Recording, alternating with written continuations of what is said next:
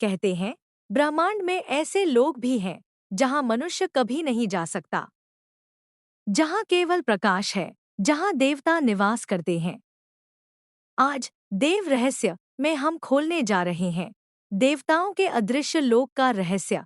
कभी आपने सोचा है कि देवता कहाँ रहते हैं? क्या वे वास्तव में हमारे चारों ओर मौजूद हैं, लेकिन हम उन्हें देख नहीं पाते? आज हम बात करेंगे उस अदृश्य लोक की जहां मनुष्य का प्रवेश वर्जित है, जहां की ऊर्जा इतनी प्रखर है कि साधारण मनुष्य का शरीर उसे सहन ही नहीं कर सकता। शास्त्रों में कहा गया है, देवलोक मनुष्य लोक के पार है।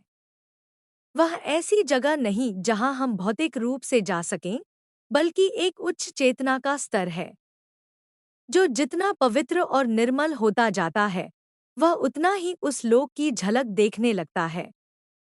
ऋषियों ने कहा है कि ब्रह्मांड में 3 प्रमुख लोक हैं: भूरलोक, मनुष्य लोक, भुवरलोक, देवलोक, और स्वरलोक, उच्च दिव्य लोक। इन लोकों के बीच कोई सीढ़ी नहीं होती, बल्कि यह कंपन स्तरों, वाइब्रेशन लेवल्स पर आधारित होते हैं। देवताओं का अदृश्य लोक प्रकाश और चेतना का मिलन है। वहाँ कोई शरीर नहीं, केवल ऊर्जा का अस्तित्व है। वह ऊर्जा इतनी उज्ज्वल होती है कि अज्ञान का कोई अंश वहाँ टिक नहीं सकता। यही कारण है कि देवता वहाँ निवास करते हैं, जहाँ केवल सत्य, प्रकाश और ज्ञान ही है। लेकिन क्या मनुष्य वहाँ जा सकता है? हाँ, पर केवल वही जो अपने भीतर के अंधकार को मिटा चुका हो, जिसने मन, बुद्धि और आत्मा को पूर्ण रूप से शुद्ध कर लिया हो। ऐसा व्यक्ति ध्यान की गहराई में उस लोक की झलक देख सकता है। कई सिद्ध योगियों ने यह अनुभव किया है। उन्होंने बताया, जब चेतना परम शांति में विलीन होती है, तब देवलोक के द्वार खुलते हैं। यह कोई स्थान नहीं, बल्कि एक स्थिति है जहां से ब्रह्मांडीय ऊर्जा बहती है। वेदों में कहा गया है, देवता हमेशा ब्रह्मांड के नियमन में लगे रहते हैं। उनका काम है ऊर्जा का संतुलन, सृष्टि का संरक्षण और आत्माओं का मार्गदर्शन। वे अपने अदृश्य लोक से पृथ्वी पर कंपन भेजते हैं, जिससे धर्म की धारा बनी रहती है। कभी-कभी जब पृथ्वी पर अधर्म बढ़ जाता है, तब वे किसी रूप में अवतरित होते हैं। इसीलिए हर युग में कुछ दिव्य आत्माएं जन्म लेती हैं। वे देवताओं की ही चेतना के अंश होते हैं, जो मानवता को मार्ग दिखाने आते हैं। देवलोक में समय और दूरी का कोई बंधन नहीं।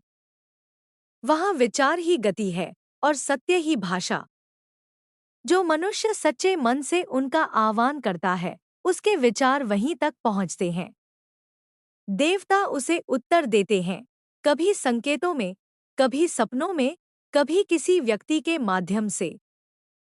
कुछ साधक बताते हैं, देवलोक में 7 प्रमुख ऊर्जा केंद्र हैं। हर केंद्र से एक विशिष्ट शक्ति प्रवाहित होती है।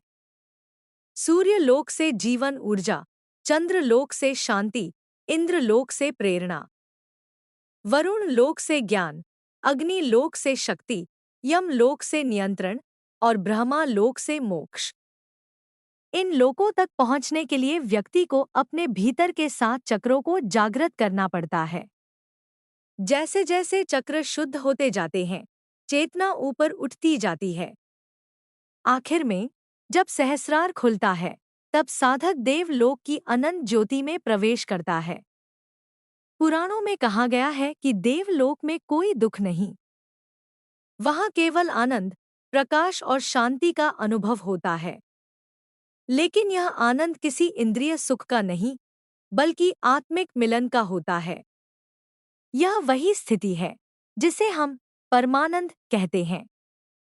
जो व्यक्ति ध्यान, भक्ति और सत्य के मार्ग पर चलता है, वह धीरे धीरे देवताओं की उपस्थिति महसूस करने लगता है। कभी-कभी वह उनके संकेतों को पहचान लेता है, जैसे कोई सुगंध, कोई प्रकाश या कोई मधुर ध्वनि। ये सभी देवलोक की झलकियां हैं, जो केवल भक्त की आंखों को दिखती हैं। वास्तव में देवलोक कहीं दूर नहीं है। वह हमारे ही भीतर, हमारे ही मन के पार मौजूद है। जब मन शांत होता है, जब विचार रुकते हैं, तभी वह द्वार खुलता है। जो व्यक्ति प्रेम, करुणा और सत्य में जीना सीख लेता है, वह अनजाने में ही देवताओं के लोक से जुड़ जाता है। वह उनकी कृपा का पात्र बनता है और उसका जीवन प्रकाश से भर जाता है। कहा गया है, देवता बाहर नहीं, भीतर हैं। यह रही उसी टॉपिक, देवताओं का अदृश्य लोक जहां मनुष्य प्रवेश नहीं कर सकता। एक रहस्यमय कथा सुनते हैं, ऋषि गौतम और देवलोक का द्वार। बहुत समय पहले एक महान ऋषि थे, गौतम ऋषि।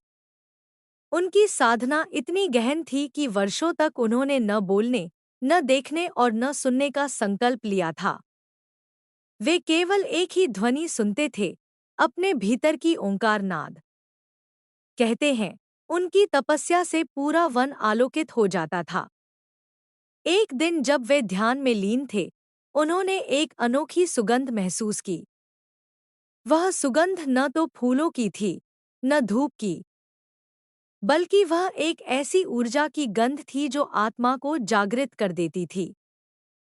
उन्होंने धीरे से आंखें खोलीं और देखा कि उनके सामने एक उज्जवल प्रकाश प्रकट हो रहा है।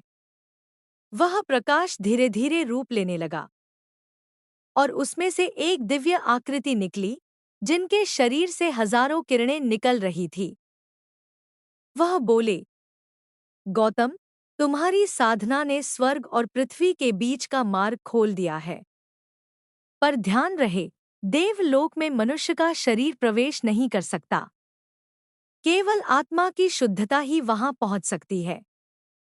ऋषि गौतम ने पूछा, हे देव, क्या मैं उस लोक को देख सकता हूँ? दिव्य पुरुष मुस्कुराए और बोले, देख सकते हो, पर शरीर नहीं, चेतना से। ज्यों ही उन्होंने यह कहा, ऋषि की चेतना शरीर से ऊपर उठने लगी। उनकी आंखें बंद थीं, पर भीतर दृश्य खुल रहे थे। उन्होंने देखा, अनगिनत ज्योतियां एक विशाल प्रकाश सागर में विलीन हो रही हैं। वहां कोई आवाज नहीं थी, फिर भी सब कुछ बोल रहा था। वहां कोई आकार नहीं था, फिर भी हर चीज पूर्ण थी। ऋषि ने महसूस किया, यह है देवलोक, जहां कोई भय नहीं, कोई दुख नहीं, केवल आनंद की तरंगे हैं। वे कुछ क्षण उस अवस्था में रहे और फिर एक दिव्य ध्वनि आई, अब लौट जाओ, तुम्हारा कार्य अभी शेष है। ऋषि ने धीरे धीरे आंखें खोली। वह फिर से उसी वन में थे, लेकिन अब सब कुछ बदला हुआ लग रहा था। पेड़ जीवंत थे, हवा में संगीत था और हर चीज में देव ऊर्जा बह रही थी। उन्होंने समझ लिया, देवलोक कोई दूर स्थान नहीं, बल्कि एक उच्च चेतना की अवस्था है, जहां पहुंचने के लिए शरीर नहीं, बल्कि भक्ति और पवित्रता चाहिए। उस दिन के बाद से गौतम ऋषि मौन नहीं रहे। वे बोलने लगे, पर अब उनके हर शब्द से देवलोक की ऊर्जा झलकती थी। जो भी उनके पास आता, उसे शांति और प्रकाश का अनुभव होता।